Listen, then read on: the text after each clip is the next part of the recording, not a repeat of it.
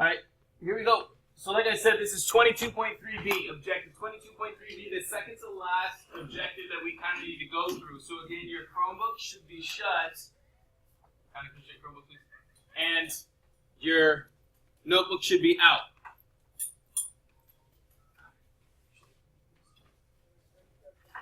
So here's what we have. We got some directions. The directions tell us to solve using the quadratic formula. Leave answers that are not perfect squares in radical form.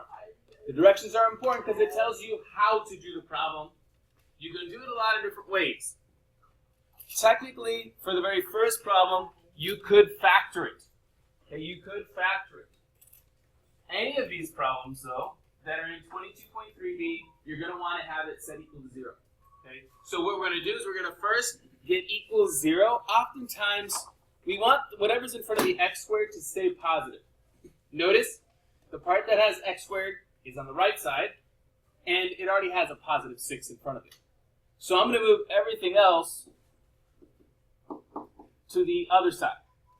So I'm going to subtract 10x, and I'm going to subtract 4. Subtract 10x, and again subtract 4.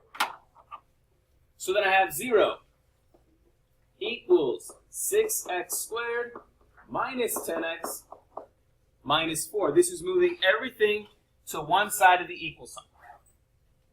Then I actually do a little bit of what I did on Friday in 22.3a, and that's identify what's the A in the problem, what's the B in the problem, and what's the C. The A in the problem is the number that's attached to the x squared term. So A equals 6. Then identify what B equals. B equals negative 10. Notice I said negative 10 because that's the number that's attached to x. And then C equals negative 4. It says in the directions to use what's called the quadratic formula. This is the quadratic formula.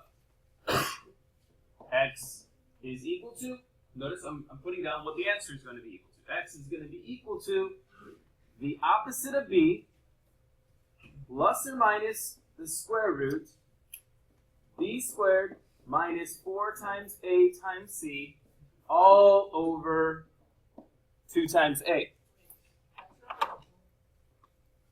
Yeah, go ahead.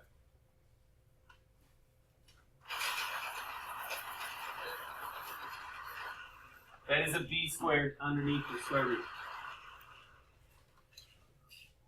And what we got to do is we got to fill in what A is, what B is, and what C is in the problem. So let's go ahead and do that. So I have x equals, it says the opposite of B. In other words, whatever B is, turn it to its opposite. That's what negative B technically is in the problem. So in this problem, B equals negative 10. So it's going to be positive 10 on the outside here. So 10 plus or minus. That plus or minus tells me that there's a possibility of 2 different answers. The square root of B squared. Careful here, because if you don't put parentheses in the problem, you'll end up getting it wrong. We want negative 10 to be in parentheses, and we're squaring that. This is minus 4 times A. A in the problem is 6. C in the problem is negative 4. So times negative 4. And this is all divided by 2 times A in the problem is 6.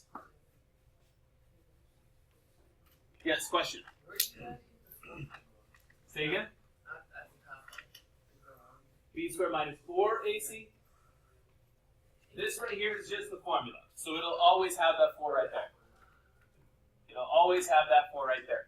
Okay, so now we go to simplifying this. Here's a clue as to how it might help for you to simplify this. What's underneath the radical? I'm going to do separately. Now I'm going to do that part separately just because I don't want to get too confused with doing the exponent and then subtracting 4 times a times c. I'm going to do that part separately off to the side here. So I'm going to plug into my calculator all of that. And it'll help to have a calculator. This is so that I don't make any small little mistakes.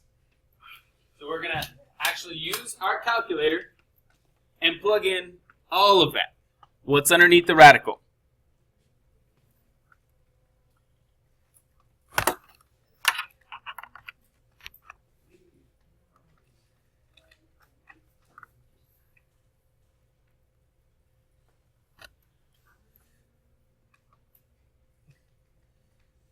So here we have, in the problem, we have negative 10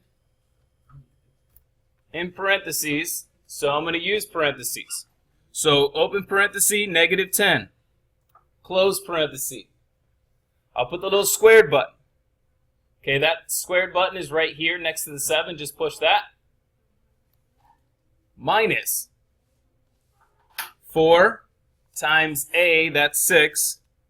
Notice how I'm using the parentheses.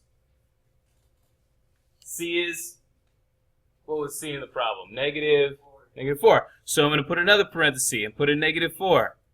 Close parenthesis. Again, I plug this all into my calculator. Press enter, and I get 196. So that is what's underneath the square root, the radical. So we can simplify this. X equals 10 plus or minus the square root of 196, all divided by, and I suppose I can simplify the bottom. 2 times 6 is 12.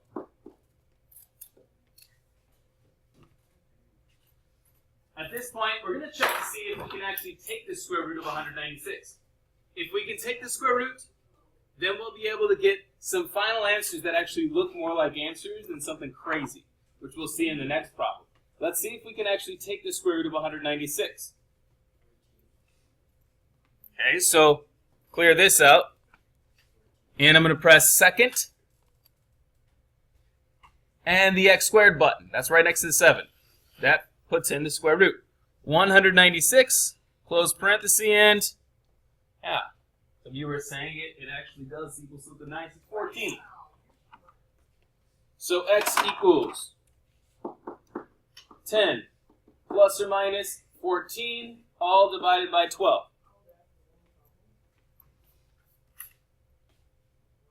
Two separate situations. One where I'm adding 14, one where I'm subtracting 14. Right? Because that's what the plus or minus means. So let's do them separately. 10 plus 14 divided by 2, and then 10 minus 14 divided by 2. Again, two different answers. Where did I get the 2? Sorry, that's supposed to be 12. Thank you. Good question. 10 plus 14, that equals 24. And then I divide that by 2 and I get 2. Make sure to add first. That's one answer, 2. The other one, 10 minus 14. Now, it's not going to be exactly opposite of the other one. Don't think, oh, one's 2, the other's negative 2. Okay, don't think like that. That's not going to work here. 10 minus 14 is negative 4. And negative 4 over 12 can be simplified to negative 1 over 3. So I have two different answers. Negative 1/3 and positive 2. Again, negative 1/3 and positive 2. Those are the two answers for the first problem. They took a little while, didn't it? They're meant to, okay? This is second to last objective that we have for the entire year. Let's do another one. Okay, I'm going to erase a little bit of this, give us a little bit more room. You'll see in a minute. Just let me finish this, okay? I'm going to move things around so that I get equal 0 first. So I'm going to move the x, and I'm going to subtract 4. So 4x squared plus x minus 4 equals 0. Perfect. This gave me all the numbers, or moved everything to one side so that I have equals 0. Now identify what's the A, what's the B, and what's the C. A equals 4. B equals 1. Okay, 1. There's a hidden 1 there.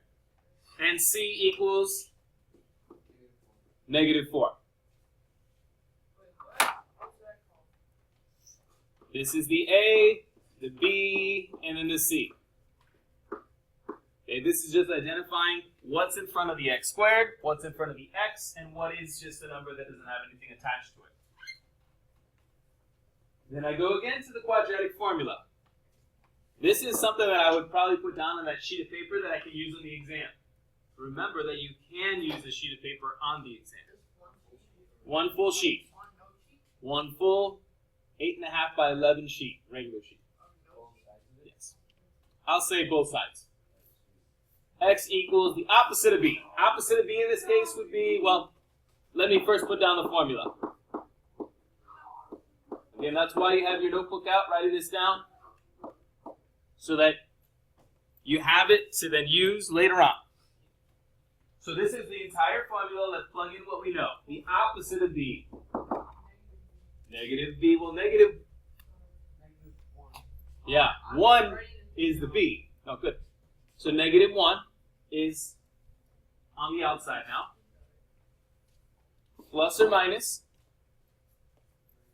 the square root of B squared. That's 1 squared. I still put it in parentheses. Minus 4 times A. A in the problem is 4. And then C in the problem is -4. Yes, question? Why is there a line underneath the plus sign? Line underneath plus sign, that separates it to two different problems. We're going to use it in just a second. Okay? So it's like two different answers. One where you add that part, and one where you subtract that part.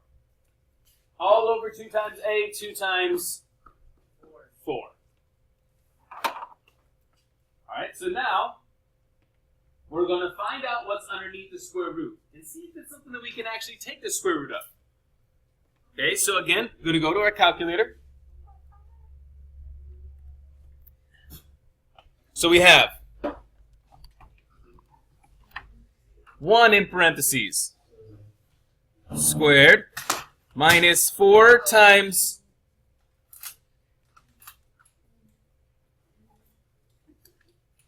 minus 4 times 4 times -4.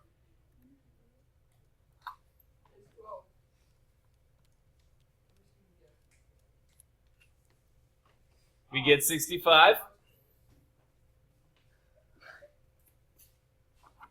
So x equals -1 plus or minus the square root of 65 over 2 times 4 is 8. Can I take the square root of 165? Yes. Well, Well, it's just 65. yeah, let's see if we can. The square root. I'm going to plug it into my calculator and see if it actually works out nicely. The square root of 165 equals something really kind of ugly, right? Not anything that works. So my two answers here. My two answers, and yes, there will always be, in this case, 2 different answers.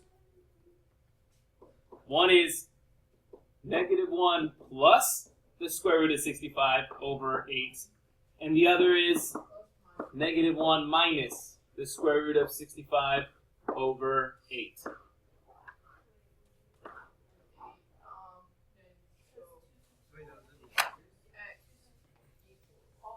All right. So this is the type of stuff that you're going to see in 22.3b. 22.3b. Go ahead and jump in, make some progress. If you have any questions, you need help, I want to help you one-on-one. Call me over.